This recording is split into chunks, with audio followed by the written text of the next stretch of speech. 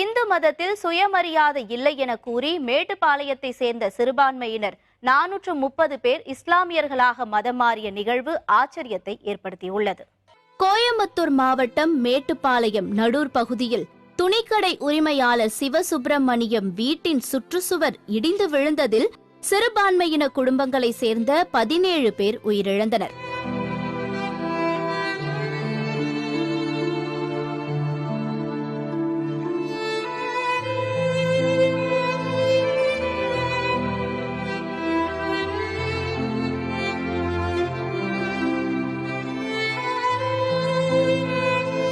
இந்த சம்பவத்தில் கைது செய்யப்பட்ட சிவசுப்பிரமணியம் மீது சாதாரண பிரிவுகளில் வழக்கு பதிவு செய்யப்பட்டது.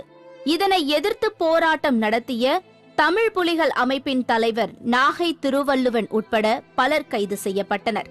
இந்து மதத்தில் உரிய சுயமரியாதை கிடைக்காததால் தமிழ் புலிகள் அமைப்பினர் 3000 தாழ்த்தப்பட்ட மக்களை அழைத்துக் கொண்டு இஸ்லாம் மதத்திற்கு மாறப்போவதாக அறிவித்திருந்தனர்.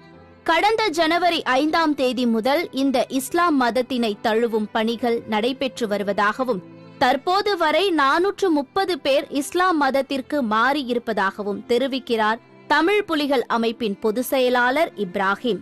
தமிழகத்திலே தீண்டாமை கொடுமைகள் தொடர்ந்து அதிகரித்துக் கொண்டே இருக்கிறது. குறிப்பாக இந்த மேற்கு மாவட்டங்களிலே அது மிக மிக அதிகமாகி கொண்டே இருக்கிறது. தாழ்த்தப்பட்டவனா பிறந்த ஒரே காரணத்துக்காக வேண்டி மதிக்க மாட்டாங்க.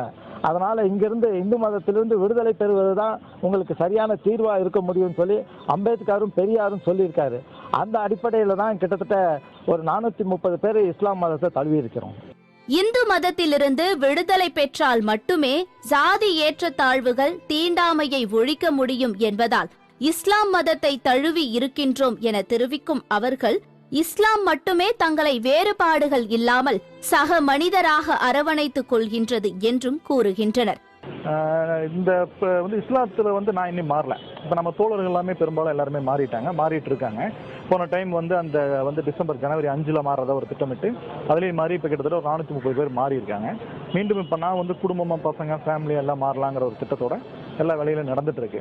இப்ப இது சம்பந்தமா முறையா எப்படி மாறுறது அப்படிங்கிற வரைக்கும் எல்லா வேலைகளும் பார்த்துட்டு இருக்கோம். ஜமாத்துகளுக்கு பேசுறது மற்ற விஷயங்களும் போயிட்டு இருக்கு. சம உரிமையையும் சுயமரியாதையையும் இஸ்லாம் மதம் கொடுப்பதால் அதை எதிர்நோக்கி கிடந்த தாங்கள் அந்த மதத்தினை தழுவுவது தொடரும் என்பது பிற்படுத்தப்பட்ட மக்களின் ஓங்கிய குரலாக உள்ளது. வேந்தர் செய்திகளுக்காக கோயம்புத்தூரிலிருந்து செய்தியாளர் ரகுமானுடன் கிருபா.